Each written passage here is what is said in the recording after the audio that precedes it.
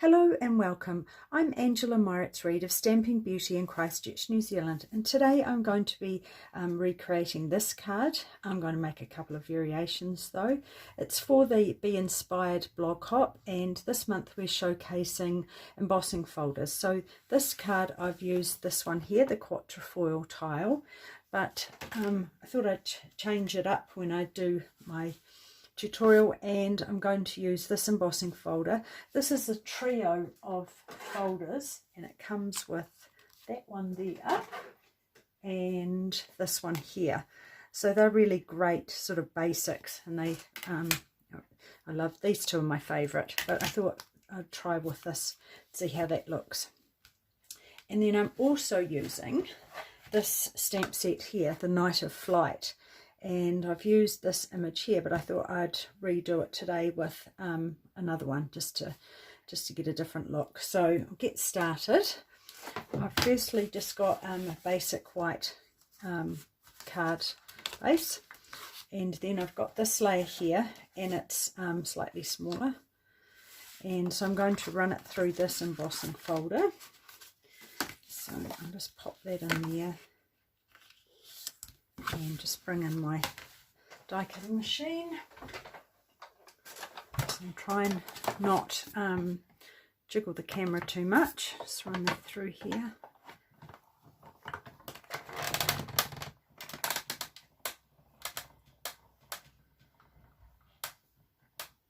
Just take it nice and slowly.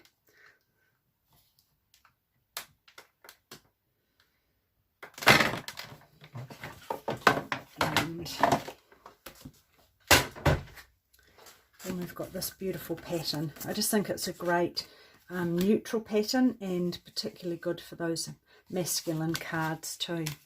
And then what I want to do is give that a bit of dimension, just lift it off the card base a little bit. So what I'm going to use is, I've got these old postcards that weren't being used, so I've stuck two together and I've trimmed them down a little bit, and they are just slightly smaller. Clear that glue nib, and they just sit on there like that. And then I'm just going to put some more glue and just pop that on there. So just get that nice little bit of dimension without using a trillion dimensionals. It's sort of one of those jobs I do in front of the TV, just glue them, trim them down and then glue them. And so next I'm going to stamp the moth. So I've got it on here, I've got a bit of white cardstock, and I've got Memento, and I've got my foam mat, and I'm going to be colouring it in with blend, so that's why I'm using the Memento ink. Give that a good stamp up. Just check that it's well covered. Otherwise, another good way of doing that is just adding the ink to the stamp. Just then you can see that you've got really good coverage. And sometimes just even a little half, just to add a little bit more moisture to that, and give that a good press. And yay, oh, that looks really good. Nice clear image. And I'm going to fussy cut that, so I might just do that quickly now. This is a particularly easy image to fussy cut.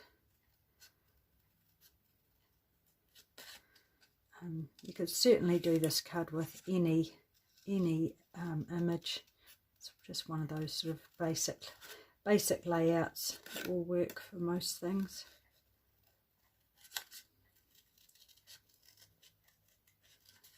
Just not too hard to get around there. But as I say, if you don't like fussy cutting, you could certainly have an image that can be die cut or punched. Or alternatively, you could just stamp it onto a shape, you know, a circle or a rectangle or square. And as I've said in other videos, just leaving that little gap too just gives you a little bit of room for movement. or air at least, sorry.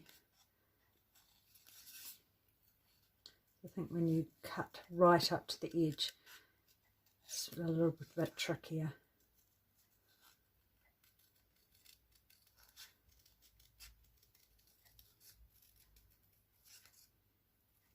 And there, that's done. So the next thing I want to do is colour the image in. So I'm just going to use, these are, that's light fleshy flamingo, dark fleshy flamingo, and actually I might just bring in the these two here, which is the bubble bath as well, just to get a bit lighter if I need it. So I might actually start with that, the light bubble bath, and just do it on here, so you can get that whole background done. You could also watercolour these, or just even use the Stampin' Up markers. But of course, if you're watercolouring, you'd want to stamp it with the stays on. And then, depending on what sort of depth of colour, just put a bit of the dark. This is the, it's better check what it, oh, this is a light flirty flamingo, so that's a little bit darker. Just take that colour in there. And then if you want to blend it a wee bit more, just add the light over it again. It just blends it in. And then what I'm going to do, I'll just pop that back on now. I'm going to put the dark fleshy flamingo in these little dots, these little markings on the wings.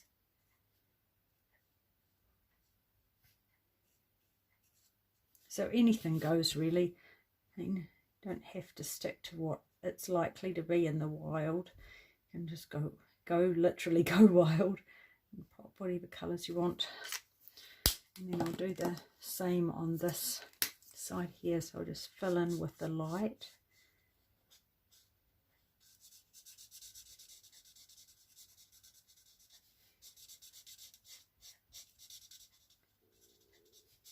And just leave that lid off. I don't normally leave them off for too long because they do dry up. Then the light fleshy flamingo, just go over those. I just find the blending while it's still damp, you know, before it's sort of dried off and soaked into the paper, just gives that blending, makes it blend a little bit easier. And then what I might do is go back to that, so you'll hear them click too if they, that one's, just make sure that is. Oh, I think I've put the, I'm not sure now, I'm getting the lids all muddled up. Oh, that clicked on better, that must be right. And just get that dark flirty flamingo, and I'm just going to add that onto here.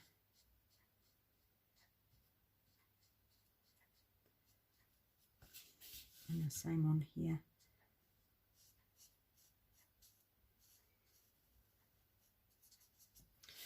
And then we sort of want to mix it up a little bit, so I hadn't really thought this through about how I was going to add the colours. I might just add this coming through here as well. And you certainly don't need to blend it all if you don't want to. You can just do straight colouring. It just takes me back to when I was a child. Colouring was, I loved colouring.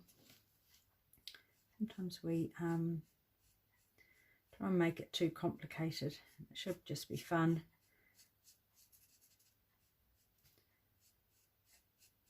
Just add that colour in there. I might just add that dark on there too, just to tie that in a bit. And I'll do these little markings, just the dark. And even, I'll just grab a bit of scrap paper to put down here. I'm just going to run that around there. Just add that colour in a little bit. And take that light bubble bath and just rub that over there. It's really just mixing it up a little bit, the colours. No hard and fast rules at all. Get that down there. And then just cover that. Yeah, so it looks bright and breezy. So there's a really quick and easy card to do. And then what I'm going to do is do a nice big bow. And I'll just get a glue dot. So it's going to be about the middle. So sort of guess that a bit. Pop that glue dot down there. And you can either do a faux bow by popping it on there and twisting it around. If you are follow me on Instagram, you will have seen I did one the other day. Otherwise, just tie a bow and trim it off. And even once it's on the glue dot, you can adjust it a little bit. Just pop that on there and hope that's about the size I want.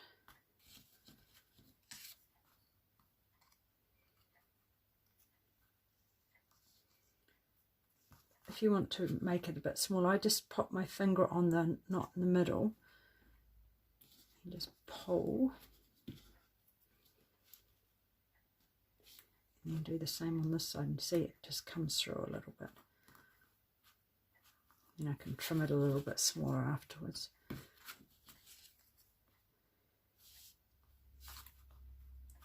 And with the glue dot, you can just sort of manipulate where you want things to sit as well. I think that looks okay. I'll just trim that just a tiny little fraction so it's not hanging off the edge of the card. And then all I'm going to do is really minimal dimensionals, just a couple up here and a couple down here. As long as I miss that knot, really, that's the main thing. And hopefully about the middle. Sometimes it's quite good to line it up on with your grid paper. So about there, I think that looks okay. Like that. And then I want to do the sentiment. So I've got some of the I keep on wanting to call it bubble gum, but it's bubble bath cardstock. And I have got this little sentiment, a card to say hello, which doesn't look like it's on that block very straight. Just line that. It's another good use for this is line it up on the grid paper. Get it nice and you can see that it's straight on that line.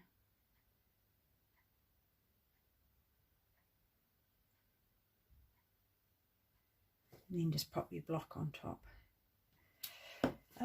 So I'll get my Boston Buddy. This would look good too on black, even with the on black cardstock was the white embossing powder, I think. Keep it looking pretty in pink. So just cover that with the powder. Make sure it's got good coverage. Looks okay. And then I'm just going to heat emboss that, so I won't be a moment.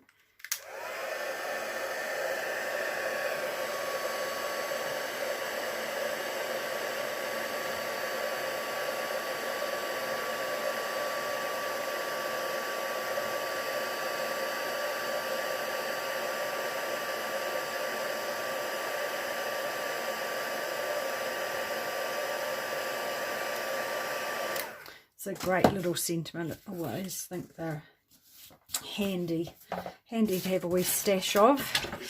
And so I just want to trim that up. I want to make it fairly close to the sentiment without too much going on around it.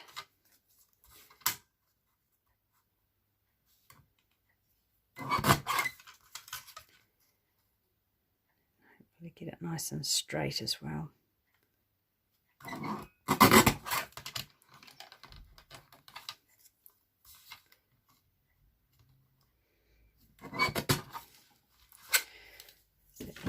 Let's have a look. Does that look? That looks pretty good. So then I want to pop that onto here, and I want it, you can see it's sort of raised across. So what I'm going to do, I'm not quite sure 100% about that. I'm just going to trim that top piece a little bit more.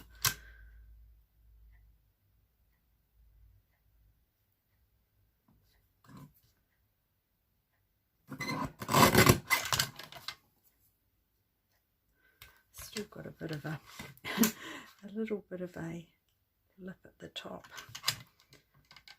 It's going off on a little bit of a tangent, so I'll just, sometimes it's amazing, isn't it? Just 1 or 2 millimeters can make a difference. It's so noticeable. Perhaps I'm a little bit particular, but yeah, that will do. So what I want to do to get that as nice and even is where that just goes over the edge. I'm going to put a double layer of these little mini dimensionals, and then just 1 layer here,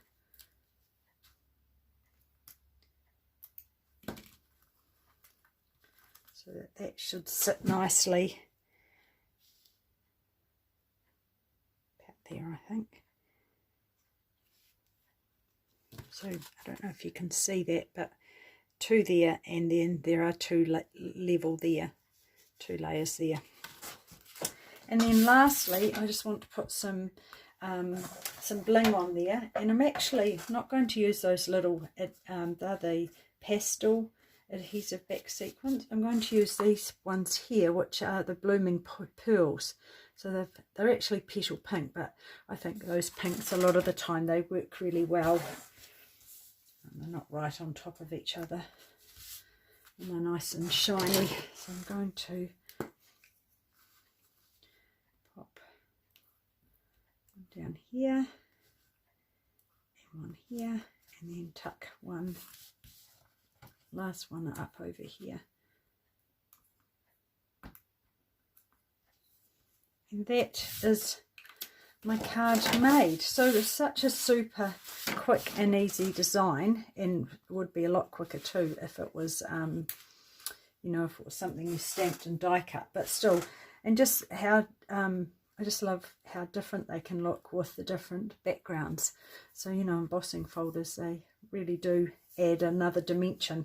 So thanks very much for watching. I hope you enjoyed this video, and I'll pop a link below to my blog, so you can take the hop and see what other gorgeous projects the other members of the team have made. Thanks again for watching. Bye.